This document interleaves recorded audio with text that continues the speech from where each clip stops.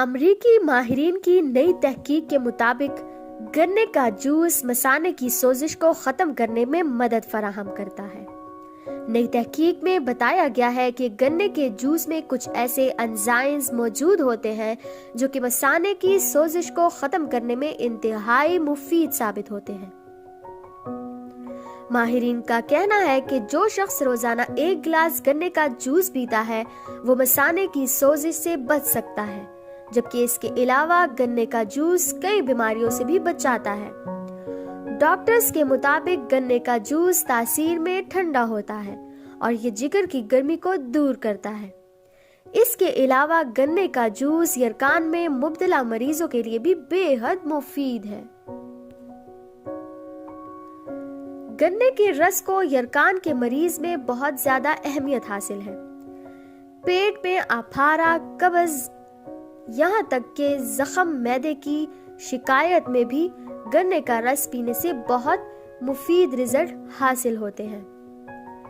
اس کے ساتھ ساتھ گرمی کے اثرات کا شکار اور پھرتی کے مریضوں کے لیے بھی طبی ماہرین نے گنے کا رس کو مفید بتایا ہے۔ جب بہت زیادہ دھوپ جسم پر پڑ رہی ہو یا یرقان بہت شدت کے ساتھ ہو گیا ہو تو گنے کا جوس سکون بخشنے اور مریض سے تکلیف دور کرنے کے ساتھ ساتھ مریض کی بڑھتی ہوئی کمزوری کو دور کرتا ہے اور قوت بڑھاتا ہے، کیونکہ اس میں کیلشیم اور فولاد کی زیادہ مقدار ہونے کے علاوہ فاسفورس بھی ہوتا ہے۔ اسی وجہ سے یرقان کے مریضوں کو بطور خاص گنے کا رس پینے کا مشورہ دیا جاتا ہے۔ ماہرین کے تجربے کے مطابق گنے کو رات کے وقت کسی کھلی جگہ پر رکھ دیں اور صبح نہار منہ اس کا رس پینے سے چند دن میں یرقان میں افاقہ ہو جاتا ہے۔ ہمارے جسم کا سب سے بڑا اور اہم عضو جگر بہت سے فرائض انجام دیتا ہے، جن میں ایکسٹریکٹس کو محفوظ رکھنا اور جسم کے تمام اعضاء کو ضرورت پڑنے پر فراہم کرنا شامل ہے۔ اسی طرح اس کا ایک اور خاص فرض یہ بھی ہے کہ وہ خون سے ایک زرد رنگ کی رطوبت جدا کرتا رہے اور اسے جگر کے ساتھ جڑی ایک تھیلی میں جمع کرتے رہے۔ زرد رنگ کی رطوبت صفرے کھلاتی ہے اور جس چھوٹی سی تھیلی میں اسے جمع کیا جاتا ہے اسے پٹا کہا جاتا ہے۔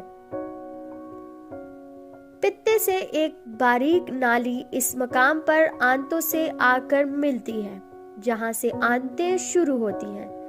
اس باریک نالی کو صفراوی نالی کہا جاتا ہے۔ صفرا نظام ہاضمہ کو درست رکھنے میں اہم کردار ادا کرتی ہے۔ یہ چربی کو ہضم کرنے میں مدد دیتی ہے، آنتوں میں موجود نقصان دہ چیزوں پر حملہ آور ہو کر انہیں بیزار بناتی ہے اور اس کی تیزی آنتوں میں ہلکی سی چبھن کا احساس دلاتی ہے۔ قدرت کا یہ حیرت انگیز نظام ہے کہ یہی پہلی رنگ کی رطوبت یعنی صفرا خودکار طریقے پر خون سے الگ ہو کر پتے میں جمع ہوتی رہتی ہے اور خون میں یہ رطوبت ایک خاص مقدار کے ساتھ موجود رہتی ہے۔ پھر پتے سے ضرورت کے مطابق یہ رطوبتیں آنتوں میں پہنچتی ہیں، یہاں یہ محفوظ خدمت انجام دیتی ہے۔ لیکن اگر جگر کسی نقص کا شکار ہو جائے تو وہ خون سے رطوبت کو الگ نہیں کر پاتا۔ یہ پتے سے آنت تک لے جانے والی نالی میں کوئی رطوبت پیدا ہو جائے تو یہ رطوبت آنتوں تک نہیں پہنچ پاتی۔ دونوں صورتوں میں ہوتا یہ ہے کہ خون میں اس رطوبت کا تناسب بڑھنے لگتا ہے۔ اسی صورتحال کو یرقان کا نام دیا جاتا ہے۔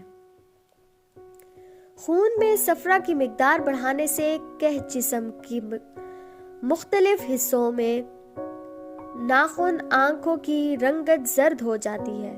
چونکہ گردے بھی بائل کو چند کر خارج کرنے کی کوشش کرتے ہیں، اس لیے بے حسابی گہرے زرد رنگ کو آنے لگتا ہے۔ इस तरह गुर्दे भी मुतासिर होते हैं। वक्त पर इलाज की सूरत में यरकान का मर्ज 2-3 हफ्तों में दूर हो जाता है, लेकिन इसके बाद भी खासे अरसे तक चिकनाई से परहेज लाजमी है। ठंडी चीजों में सब्जियों के सूप, फलों की रस और गन्ने का रस खास तौर पर बहुत मशहूर होते हैं।